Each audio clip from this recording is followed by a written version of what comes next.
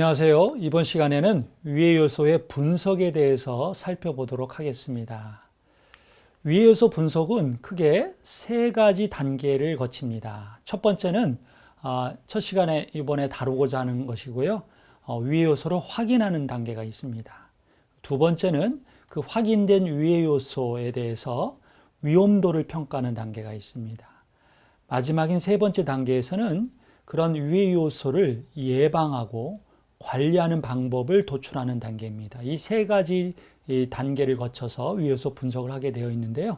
이번 시간에는 그 첫 번째 단계인 위해 요소를 확인하는 것에 대해서 살펴보도록 하겠습니다.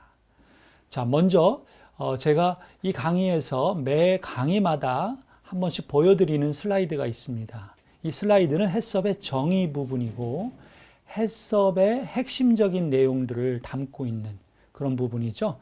여러분 잘 알고 있는 것처럼 해썹하면 위해 요소를 분석하여 중요 관리점 위주로 중점 관리한다고 정의하고 있습니다. 그럼 한번 보겠습니다. 자, 위해 요소 분석이라는 것이 개념이 무엇인가요? 여기서 보는 것처럼 원료와 공정에서 두 가지의 위해 요소가 나올 수 있는 근원이라고 할 수 있겠죠. 이 두 곳에서 세 가지 위해 요소를 분석할 겁니다. 생물학적, 화학적, 물리적 위해 요소를 분석할 거고요. 그 앞에 뭐라고 되어 있죠? 발생 가능한 위해 요소를 분석한다고 되어 있습니다. 즉 존재하는 위해 요소만이 아니라 앞으로 나올지 모르는 잠재적인 위해 요소까지 분석한다는 것이고요. 이렇게 분석된 위해 요소를 오른쪽으로 넘어가면은 중요 관리점이 나오죠.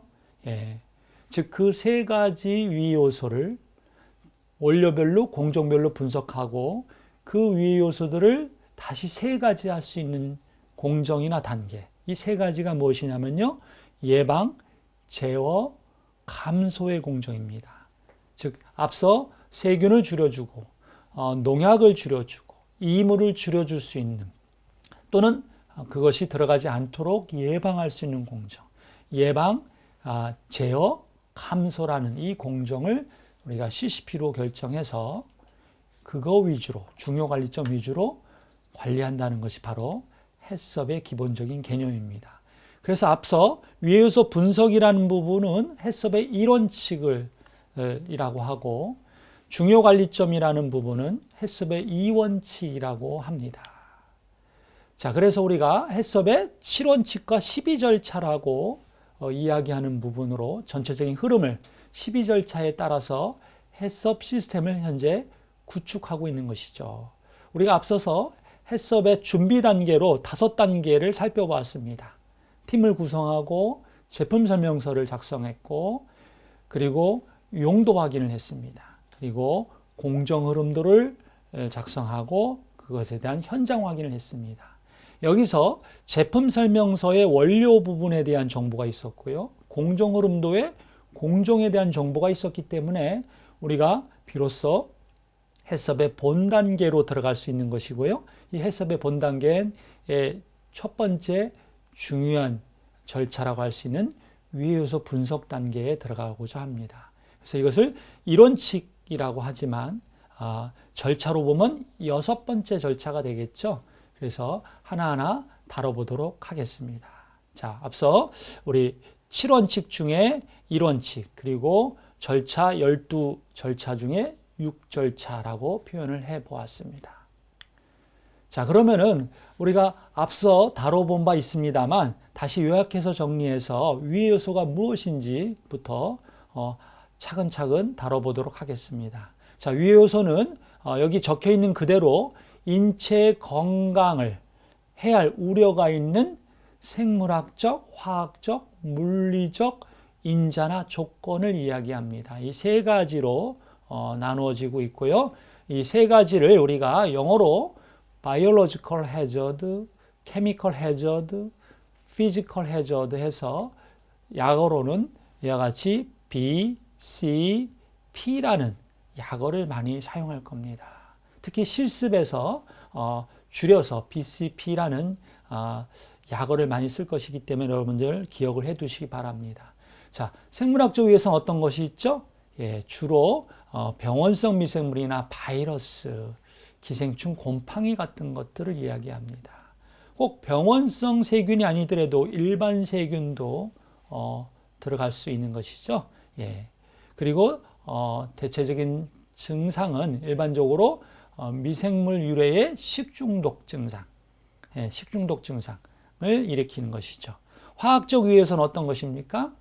예, 농약이나 중금속, 또 천연에 있는 자연에 존재하는 독소 물질들, 그 다음에 환경 호르몬, 예, 이런 것들입니다. 그리고 농업, 축산업 단계에서 사용하고 있는 동물용 의약품, 이런 것들이 화학적 유해 요소라고 할 수 있고요. 또 하나가 공정에서 우리가 작업 조건 중에 작업이 끝나고 나서 기구를 세척할 때 쓰는 세척제, 소독제 같은 것들도 화학 물질이기 때문에 화학적 유해 요소라고 보고 있는 것입니다. 자, 이것은 급성적인 질환을 일으키기보다는 대부분의 경우들이 만성적인 질환을 일으키는 그런 경향을 갖고 있습니다. 예를 들어서 우리가 농약을 그냥 병채 먹는다면 그거는 매우 심각한 자살 행위가 되겠고 매우 급성적인 생명에까지 영향을 주는 그런 것이지만, 여기서 얘기하는 우리 해썹에서 얘기하는 이 농약이라는 것은 잔류 농약을 이야기하는 것이죠. 그리고 식품 중에 중금속에 오염됐다 했을 때 그걸로 인해서 급성적인 질환을 유발하지는 않을 겁니다. 그러나 그것이 잠재적으로 오랫동안 노출되면서 우리 몸의 건강상의 장애를 일으킨다는 면에서는 위해소가 되는데 부족함이 없는 것입니다. 마지막으로 물리적 위해 요소는 우리가 피라고 할 것이고요. 금속이나 돌, 유리, 모발, 그리고 머리카락 같은 그런 이물성 물질들을 이야기합니다. 이것도 경우에 따라서는 급성적인 상처를, 어떤 상해를 일으키기도 하지만 또 그보다 좀 낮은 수준으로는 불쾌감을 일으키는 그런 위해 요소라고 할 수 있겠습니다.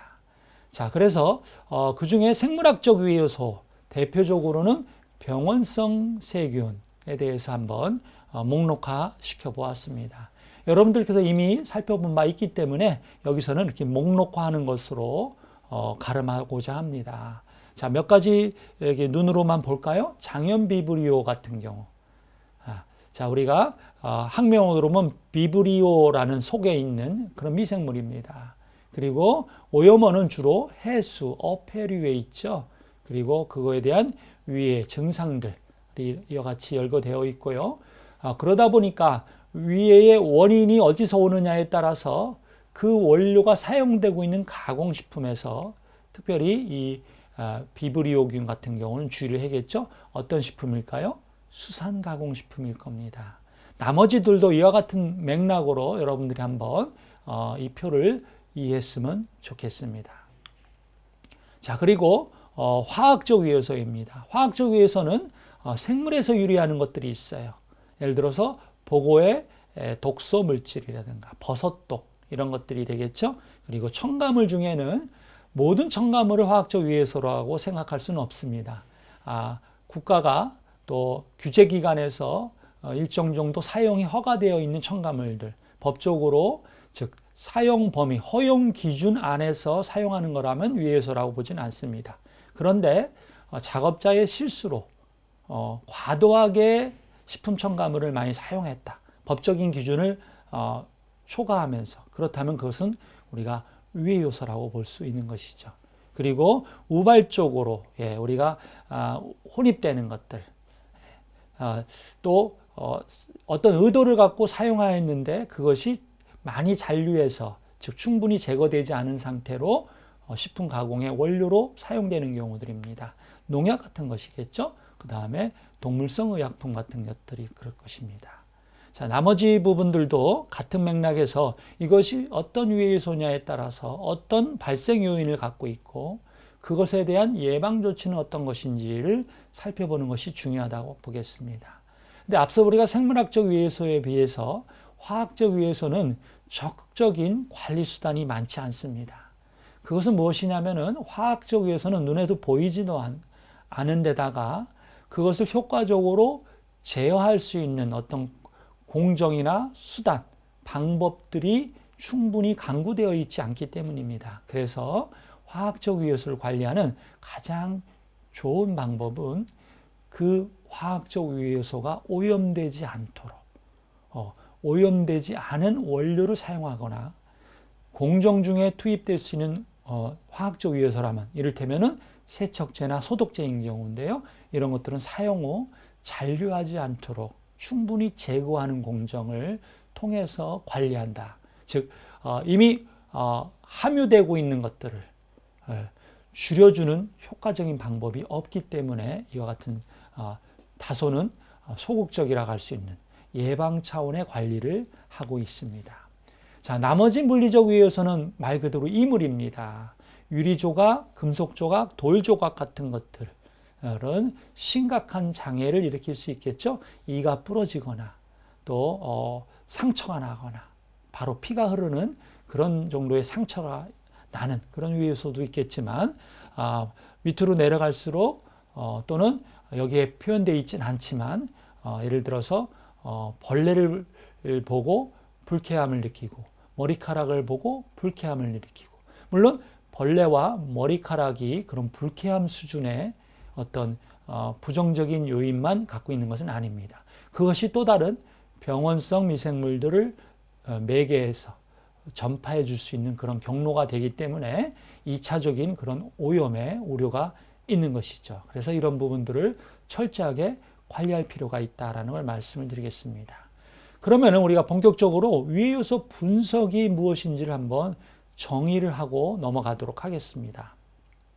자, 그럼 위해요소 분석은 앞서 우리가 정의한 위해요소를 그 위해요소를 단순히 그 위해요소만 분석하는 것이 아니라 그 위해요소가 어떻게 나와 있는지 어떤 유발되는 조건들, 발생 원인 같은 것들을 판별해서 궁극적으로는 우리가 중요관리점 위주로 중점 관리하기 위한 정보를 얻는 것이죠.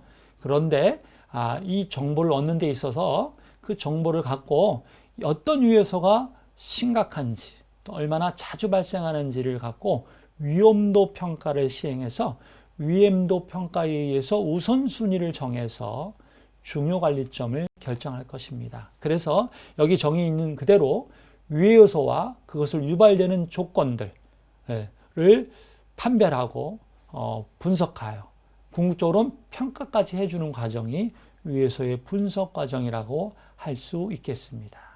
자, 그러면 왜 위해요소 분석을 해야 될까요? 그것은 여러분들 우리가 궁극적으로 해썹의 목적이 위해요소가 들어가 있지 않은 그런 식품을 만드는 것이기 때문에 위해요소 분석을 통해서 우리가 관리해야 할 위해요소가 무엇인지를 파악하는 데 있습니다. 만약에 위해요소 분석을 하지 않고 공정관리를 하게 된다면 우리가 관리해야 할 위해요소를 관리하지 못하는, 즉 위에 중요한 위해 요소를 빠뜨려 놓고 관리하는 그런 위험성에 우리가 노출되는 것입니다. 그래서 위해 요소를 잘 분석해야 위해가 빠지지 않고 관리가 될 뿐만 아니라 그 다음 단계인 우리 이원칙에서 중요 관리점을 결정할 때 바로 이 위해 요소 분석 결과를 갖고 이 중에 중요한 위해 요소를 갖고 중요 관리점을 결정할 것입니다.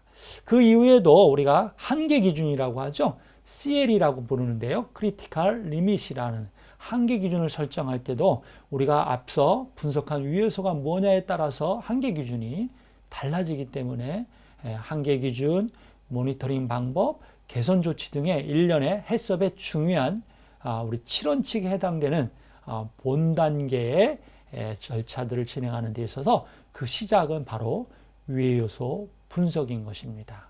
그러면 위해요소 분석을 언제 시행하는 것이 좋을까요? 첫 번째는 해썹 인증을 준비하는 단계에서 먼저 할 것입니다.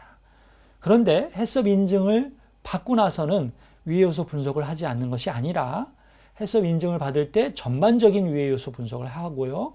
그리고 정기적으로 1년에 한 번씩 우리가 분석해놓은 위해요소가 어떤 새로운 이슈에 의해서 또 새로 바뀐 원료에 의해서 어떤 우리가 터치하지 못하고 있는 감지하지 못하고는 어떤 위해 요소가 우리 제품에 들어갈 수 있는 것이 아닌가를 걱정하면서 또다시 위해 요소 분석을 할 겁니다.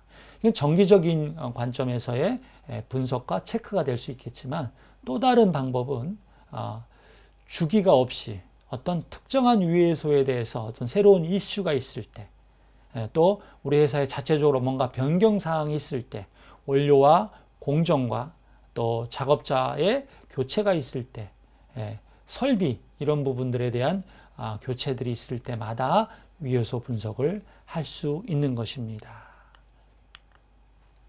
자, 그러면 그 위해 요소 분석의 전체적인 흐름을 한번 살펴보도록 하겠습니다. 이 전체적인 흐름은 앞서 설명드린 것처럼 1단계 위해 요소의 확인, 2단계 위험도 평가, 3단계 예방조치 및 관리 방법의 도출이라는 3가지 단계를 거칠 것입니다. 자, 먼저 한번 예를 들어 보겠습니다. 우리가 쌀을 갖고 밥을 만들 수도 있고 떡을 찔 수도 있죠. 자, 쌀을 갖고 떡을 찢는 식품 제조 공장에서 이와 같은 위해 요소 분석을 어떻게 하는지를 예를 들어서 설명을 드려보겠습니다. 자, 첫 번째로 떡을 만드는 데 사용되는 여러 원료들이 있겠죠. 쌀과 팥도 있겠고요. 여러 가지 재료들이 들어갑니다. 부재료들이 많이 들어가는데 그 중에 우리가 예로는 주원료라고 할 수 있는 쌀을 갖고 예를 들어 보겠습니다. 자, 위해 요소 분석의 대상은 원료와 공정이라고 이야기하였죠. 그 중에 원료에 대해서 위해 요소 분석을 해보겠다는 것입니다. 그 원료의 위해 요소 3가지를 분석해 볼 겁니다. 쌀에 어떤 위해 요소가 있을까요? 생물학적 위해 요소로는 이와 같은 병원성 세균들이 있을 수 있습니다. 자, 쌀은 여러분들 우리 논에서 토양과 가까이 있는 상태에서 재배되는 농산물입니다. 따라서 토양 속에 있는 여러 미생물들, 그리고 그것이 수확되고 가공 공장으로 넘어가기 전에 창고에서 보관하고 또 이송되는 과정, 또 사람 손을 거치는 과정에서 예기치 않게 병원성 세균에 오염될 수가 있는 것이죠. 이런 부분들을 우리 생물학적 위해 요소의 개념으로 분석을 할 수 있는 것입니다. 이런 것이 있겠구나라고 생각하는 것이 바로 위해 요소의 확인 과정이라고 보는 것이죠. 자, 화학적 위해 요소는 뭐가 있을까요? 자, 우리 쌀을 생산하는 과정에서 불가피하게 농약을 쓸 겁니다. 그렇죠? 제초제 같은 걸 쓸 겁니다. 살충제 이런 걸 쓸 겁니다. 그 농약이 잔류해서 생길 수 있는 화학적 위해 요소가 있겠죠. 세 번째 뭐가 있을까요? 우리가 쌀을 씻다 보면은 지푸라기도 나오고 작은 흙이나 모래들이 나올 수 있습니다. 이것도 역시 위해 요소고요. 이것은 우리가 물리적 위해 요소라고 분류할 수 있는 것이죠.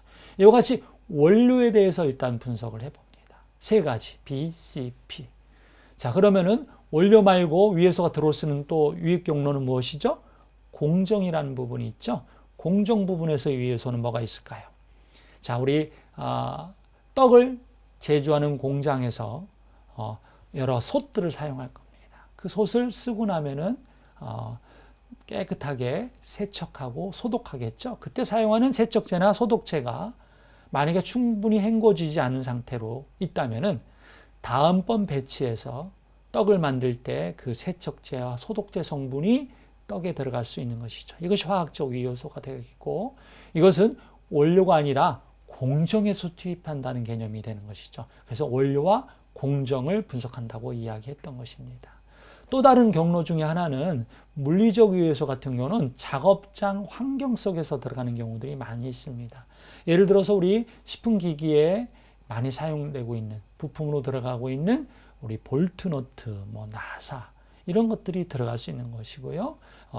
장신구들, 우리 사람이 작업자가 장신구를, 그래서 우리가 해썹에서는 작업장을 출입할 때 위생 처리를 하면서 탈의하고 이런 장신구들을 다 벗어놓고 뺀 상태에서 들어가야 되는 것입니다. 이것이 바로 위해 요소의 확인 과정이었던 겁니다. 이게 1단계예요. 두 번째 단계는 그럼 그 위해 요소가 얼마나 위험한 것인지를 한번 평가를 해보자는 겁니다. 자, 위험한 거의 평가는 2가지 잣대를 갖고 따질 거예요. 하나는 심각성. 얼마나 심각하냐.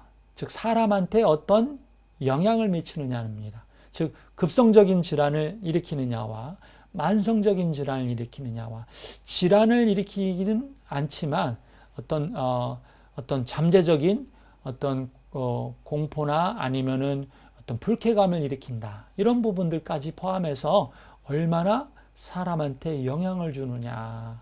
이런 부분이 바로 심각성이고요. 두 번째는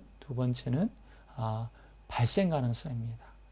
얼마나 자주 발생하느냐를 갖고 따져보겠다는 겁니다. 이런 것들을 두 가지 기준을 갖고 각각 평가를 하고 이 평가된 두 점수를 갖고 다시 종합을 해서 소위 위험도라는 점수를 매겨볼 것입니다. 그래서 그 위험도, 리스크를 한번 체크해 보고요. 어느 게 더 중한지, 어느 게 덜 중한지도 한번 소위 저울질도 해보고 그것을 기록에 남겨볼 겁니다. 이것이 바로 위험도 평가의 과정입니다. 마지막으로는 세 번째 단계인 예방조치 및 관리 방법의 도출이라는 겁니다. 우리가 앞서 이미 발생 원인이 파악이 됐어요. 쌀이라면 왜 그 안에 생물학적인 세균과 농약 같은 거 그리고 흙 같은 것이 나오는가. 당연히 원인이 있기 때문에 발생한 것이죠. 그럼 그 원인을 앞서서 밝혀놨다면은 이것에 대한 예방조치나 관리 방법들이 도출될 수 있을 겁니다. 그렇죠? 충분히 세척하고 소독하는 그런 과정은 예방하는 과정이라고 할 수 있겠고요. 이런 농산물들이 또는 수산물, 축산물들이 미생물에 의해서 부패가 일어나지 않도록 하기 위해서 우리가 냉장이나 냉동 보관을 하는 것도 방법입니다. 이런 것들이 예방조치니 관리 방법이 되겠죠. 좀 더 적극적인 관리가 필요할 수 있어요. 무엇이냐면은 냉장고에 우리가 음식을 보관하면은 미생물이 덜 늘어나게 할 뿐이지 줄어들게 하지는 않습니다. 그래서 적극적인 관리는 열처리 공정이 되겠죠. 또는 소독 공정이 되겠죠. 또는 이물을 줄여주는 금속검 줄여든가 여과 같은 공정이 되겠습니다. 이런 공정들을 우리가 관리 방법이라 할 거고요. 이런 방법들이 무엇인가를 한번 도출하고 열거해서 기록으로 남겨놓는 것이 바로 마지막 단계입니다. 이와 같이 이 세 가지 흐름으로 위의 요소를 확인, 위험도를 평가하고 예방조치 및 관리 방법을 도출하는 세 가지 단계를 거쳐서 위의 요소 분석을 하게 되는 것이고요. 그걸 위해서는 적절한 서식이 필요할 겁니다. 이 서식은 위의 요소 분석표 또는 위의 요소 분석 목록표라는 그런 용어를 사용하고 있습니다. 그 용어가 무엇이든 간에 여러분들이 개념적으로는 이 세 가지의 단계를 이 서식 안에 담아놓고 있다는 것을 보실 수 있습니다. 보시겠습니다. 첫 번째, 위의 요소를 확인하는 단계입니다. 이 슬라이드에서 우리 녹색으로 표시해 봤습니다. 이 위의 요소를 확인하는 단계는 왼쪽에 일련 번호를 적을 거고요. 일련 번호는 우리가 준비 단계에서 공정 흐름도에 박스의 왼쪽에 1번, 2번, 3번 또는 1-1, 1-2, 1-3 했던 그 번호를 이야기하는 것입니다. 그래서 앞에 공정도가 1-3이면 그것이 1-3이 바로 인덱스 역할을 할 수 있도록 여기다가 기록을 해 주시는 거고요. 두 번째는 우리가 위의 요소 분석의 대상은 원료와 공정이라고 했죠. 그래서 이 원료 안에는 주원료뿐이 아니라 부원료도 들어갈 수 있고요. 물과 또 포장재까지 들어갑니다. 그래서 이걸 우리가 원부자재라고 할 거고요. 원부자재 이름과 또 어떤 공정의 이름, 예를 들어서 여과면 여과공정, 살균이면 살균이다. 이런 용어를 쓰면서 구분을 해놓고요.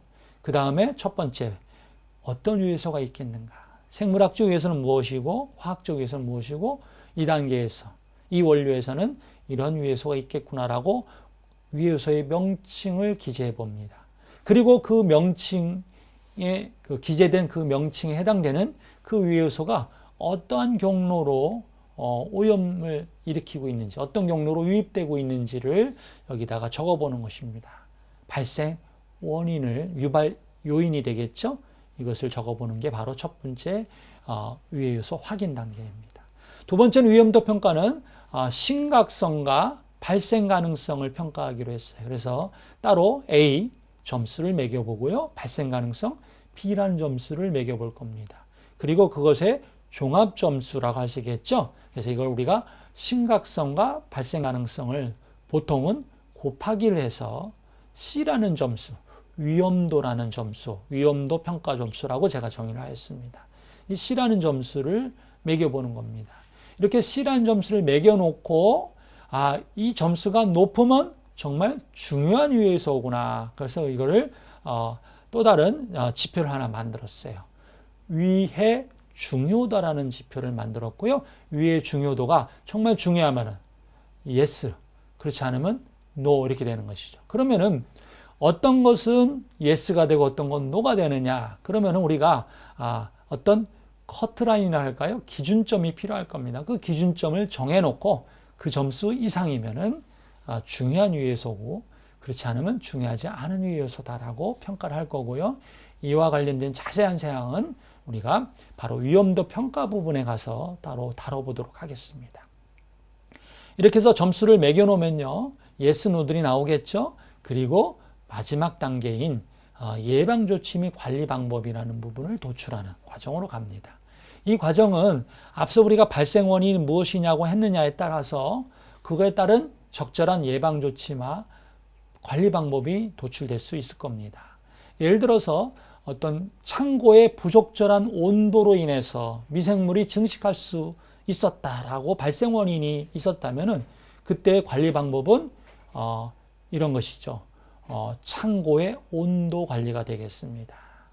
또는 적극적으로 그 원료의 위해소를 줄여주기 위해서 살균 공정이 필요하다. 살균 공정이 관리 방법이 될 수 있는 것입니다. 이와 같은 세 가지 단계를 거쳐서 위해소 분석을 진행을 해보겠습니다. 그럼 첫 번째 우리 위해소 분석을 하는 데 있어서 그 첫 번째 단계라는 위해소 확인 단계는 어떻게 할 것인가를 한번 자세히 살펴보도록 하겠습니다. 자, 기본적인 원칙은 이렇습니다. 위해 요소는 단위 위해 요소별로 한다라는 겁니다.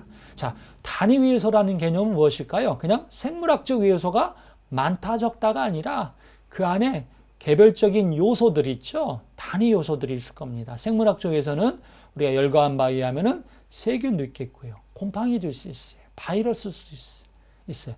또 바이러스도 그냥 바이러스라고 이야기하는 것이 아니라 특정의 바이러스를 지칭해야겠죠. 우리가 식품에 많이 오염되는 바이러스 중에 하나는 코로나 바이러스가 아니라 노로바이러스 같은 것입니다. 지하수가 오염됐을 때 그 지하수를 통해서 오염되는 대표적인 바이러스가 있는데요. 그렇게 바이러스라는 말 정도가 아니라 노로바이러스 이렇게 얘기해 줘야 되고요. 자, 식중독균에도 우리가 병원성 세균의 여러 종류가 있는데 어떤 식육 제품에 살모넬라 이런 거죠. 또 수산물이면은 비브리오 이런 식의 구체적인 단위 위해 요소를 명기해 주는 것이 필요한 것입니다. 그러면 위해 요소를 어디서 확인할 것이냐? 우리가 모든 걸 분석에 근거해서 확인할 수는 없습니다. 분석을 실제로 할 것이지만 분석을 하지 않고도 예상되는 위해 요소들이 있어요. 그렇죠? 원료가 무엇이냐에 따라서 또 공정이 무엇이냐에 따라서 우리가 실제 분석을 하지 않고도 그 공정의 흐름 속에서 예상되는 상상될 수 있는 그런 위해 요소들을 분석을 해야 되는데 우리의 머릿속의 상상으로만 근거 없이 분석하는 것이 아니라 어떤 합리적인 근거가 필요하겠죠. 그것이 바로 여기서 얘기하는 문헌적인 근거라는 것입니다. 어떤 문헌적인 근거가 필요하냐면요. 우리 회사의 정보가 아니어도 돼요. 다른 회사의 또는 논문에 또는 어떤 공개된 자료에 또 교과서에 나오는 자료 중에 쉽게 얘기하면 어묵에는 어떤 위해 요소들이 많이 존재한다. 과체류 가공품에서는 또 어떤 위해 요소들이 많이 우려가 된다라고 보고되어 있는 것들이 있을 겁니다.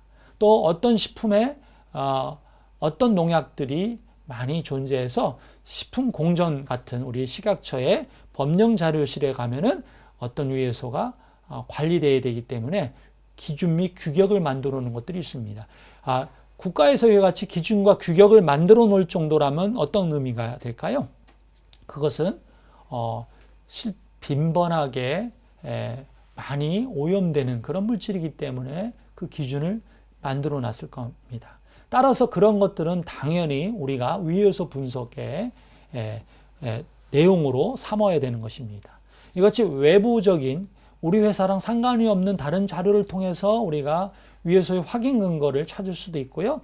중요한 것은 우리 회사의 사내 위생 자료들입니다. 자, 이런 것들이 있죠. 자, 실제 우리가 사용하는 원재료의 오염 상태를 한번 체크해 보는 겁니다. 그것을 위해서는 반드시 미생물 분석 같은 걸 해봐야겠죠. 그리고 실제로 이물이 얼마가 있는지 정말 시료를 샘플링해서 이물을 쭉 한번 분석을 해보는 겁니다. 이런 과정을 통해서 실험 데이터를 통해서 또 우리 회사의 내부에 갖고 있는 내부 자료 중에는 고객의 크레임이 들어와서 고객센터에 축적되어 있는 자료들이 있습니다. 이런 부분들이 다 우리가 갖고 있는 기록이죠. 예, 외부의 문서, 우리가 갖고 있는 내부 문서 이런 것들을 문헌조사하고 자, 이것만으로는 충분하지 않기 때문에 현장에 가서 조사해야 됩니다. 원료도 검토해 보고요. 공정에 대해서도 검토해 보고요. 현장에 미생물 샘플링을 해서 미생물 분석을 해보기도 하는 것이죠. 이런 것들을 우리 해썹 인증을 준비하는 과정에 분석을 할 거고요. 그럼 앞에서 먼저 분석된 자료와 실제로 인증을 준비하거나 해썹 인증 시스템을 유지 관리하는 중간에 분석되는 자료들을 현장 조사 결과를 갖고 위요소 분석에 들어가는 것입니다. 자, 그래서 이런 확인의 근거를 갖고 위요소를 확인한 다음에요. 그 다음에 그것이 발생 원인이 무엇인가를 한번 유추해 보는 것이죠. 그래서 이 자료를 보시면은 생물학적 위해요소, 화학적 위해요소, 물리적 위해요소별로 전형적으로 많이 우리가 예상될 수 있는 발생 원인들을 같이 열거를 해 보았습니다. 첫 번째는 자, 생물학적 위해요소라면 어떨까요? 자, 첫 번째로 세척 소독이 충분하지 않아서 우리가 기계기구가 충분히 세척 소독이 안 됐을 때 문제가 있을 수 있겠죠.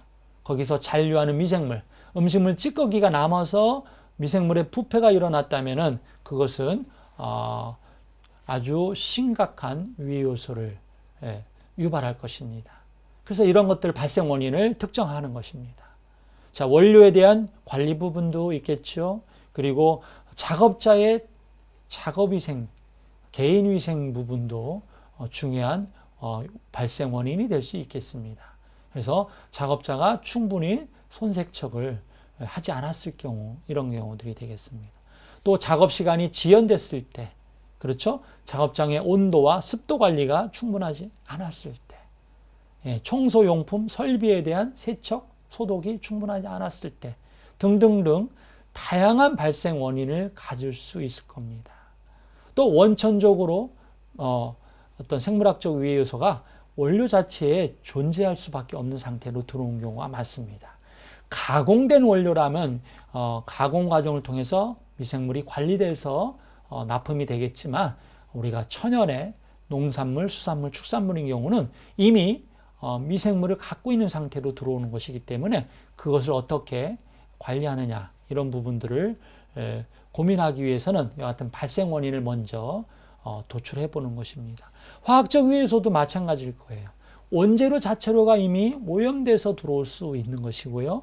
그 다음에 그것을 관리하는 수단 중에 하나가 협력업체로 하여금 시험 정석서를 받게 해야 되는데 그런 부분들이 관리가 안 되어 있었다. 또 우리 회사 안에서 승인되지 않은 법적으로 인정되지 않은 그런 화학물질을 사용했다면 심각한 문제가 될 수 있는 것이죠. 그리고 식별 표시를 충분하지 않아서 식품 원료와 이런 세척제, 소독제 같은 것들이 혼입이 될 수 있습니다. 이런 것들이 발생 원인이 될 겁니다. 자, 물리적 위해서도 마찬가지겠죠. 원료에서 들어오는 이물이 있겠고 작업자가 갖고 들어가는 이물이 있겠고 공장의 작업 환경에서 들어가는 이를테면 볼트너트 같은 것들이죠. 이런 것들이 원인이 될 겁니다. 그렇죠? 그래서 또 실제로 적극적으로 관리하는 공정 안에서 관리 기준이 충분하지 않아서 이물이 들어가는 경우도 있을 수 있을 겁니다. 자, 그래서 우리가 이번 시간에는 자, 1단계 위에서 확인을 진행해 보도록 하겠습니다. 자, 중요한 개념은 기억해 두시기 바랍니다. 원료별로, 공정별로 진행을 해볼 겁니다. 그러면은 우리가 어떤 가공식품을 만드는데 이런 원료들을 사용하고 있다고 가정해 보겠습니다. 어떤 유형이든 간에 그 유형은 제가 정해놓지 않고 예시로 설명을 들어보겠습니다. 돼지고기를 사용하고 있는 어떤 공장에서 위효소 분석을 해본다고 하겠습니다. 자, 어떻게 될까요? B, C, P별로 해보겠습니다. 자, 대장균군부터 진균까지 이른바 작업자의 위생 상태에 따라서 그리고 원료 자체에서 우리가 축산물이다 보니까 이와 같은 식중독균들이 들어갈 수 있습니다. 또 우리 진균, 곰팡이류 같은 경우도 심한 경우는 이렇게 상태가 안 좋은 상태에서 오염이 될 수 있는 것이죠. 이런 것들이 발생 원인이 될 거고요. 발생 원인은 원료 자체가 이미 이런 미생물들을 어느 정도 갖고 있을 수밖에 없는 것이죠. 그렇죠? 그리고 그것이 생산되고 나서 도축되는 과정에서 또 유통되는 과정에서 계속 오염이 들어갈 수 있었던 것입니다. 화학적 위해서도 우리 협력업체를 통해서 우리가 이런 원료들이 들어온다고 했을 때 그 협력업체에서 충분하게 관리가 되지 않아서 오염이 되는 경우들이 있겠고요. 그 다음에 이물들이 들어갈 수 있습니다. 협력업체에서의 관리 부족이 될 수도 있고요. 여기에 부가적으로 이송 단계에서, 운송 단계에서도 이런 발생 원인이 돼서 이물이 들어갈 수 있는 것입니다. 자, 이렇게 보면은 돼지고기에 뭐 이렇게 많은 위해소들이 있겠는가라고 생각을 한다면은 이렇게 많이 안 적어도 될 거라고 생각했을지 모르겠습니다. 그런데 실제로 위해소 분석은 이와 같이 하시기를 권해드립니다. 즉 무엇이냐면요, 우리가 정말 확실하게 있을 것 같은 그런 위해소만 분석하는 것이 아니라 보수적으로 잠재적인 위해소로 가능한 모든 위해소를 한번 다 열거해 보는 것이 첫 번째 위해소 분석의 기본적인 원리가 되겠습니다. 자, 나머지 부분들도 한번 보겠습니다. 조기를 보니까 자, 왼쪽에 돼지고기와 비슷한 맥락으로 위해소 분석이 되는 것 같아요. 그런데 유심히 보면은 똑같지는 않습니다. 똑같으면 오히려 이상한 것이죠. 즉 원료의 특성이 충분히 반영되지 않았다는 얘기가 되는 것이기 때문에 자, 보시는 것처럼 조기는 장염비브리오균이라는 위해요소가 눈에 띕니다. 자, 이쪽에 돼지고기 우리가 축산물인 경우는 장염비브리오균을 위해서 분석을 하지 않았어요. 별로 가능성이 없기 때문에 별로가 아니라 정말 없는 것이죠. 예. 그래서 이런 부분들은 선택적으로 어떤 원료의 특성을 반영한다는 의미에서 이와 같이 특징적인 위해요소를 넣는 것은 좋은 아주 매우 바람직한 위해요소 분석이라고 할 수 있겠습니다. 자, 고추에 대해서도 한번 생각해 보겠습니다. 앞서 우리 돼지고기나 조기에 안 보였던 위해소들이 나와요. 바실러스 세레우스. 이거는 우리가 토양에 있는, 예. 앞서 우리 돼지고기도 있을 수 있습니다. 그래서 넣을 수도 있는데 제가 일부러 대비되는 개념으로 바실러스를 안 넣은 자료와 또 여기서는 고추인 경우는 일부러 바실러스 세리우스를 강조하는 의미에서 넣어봤습니다. 근데 바실러스 세리우스를 고추에 안 넣으면은 그거는 충분한 위해소 분석, 제대로 된 위해소 분석이라고 보이지는 않는 것이죠. 우리 고추 같은 경우는 우리 토양에 우리가 가까운 상태에서 자라는 농산물입니다. 따라서 토양 미생물, 바실러스 세리우스 같은 식중독균에 의해서 오염될 수 있는 가능성이 있는 것이지요. 자, 크로스트리디움 퍼프리젠스 같은 경우도 특징적으로 넣은 것이고요. 전분도 이와 같이 좀 다르게 위해소 분석을 할 수 있는 것입니다. 이제부터는 원료에 대한 위해소 분석이 끝나고 나면은 공정에 대한 위해소 분석을 들어갑니다. 자, 보시는 것처럼 입고 과정에서 이런 위해소들이 있겠구나. 자, 여러 가지 원료들이 들어오기 때문에 그 각 원료마다 총 망라에서 위해소들이 많이 늘어날 수 있습니다.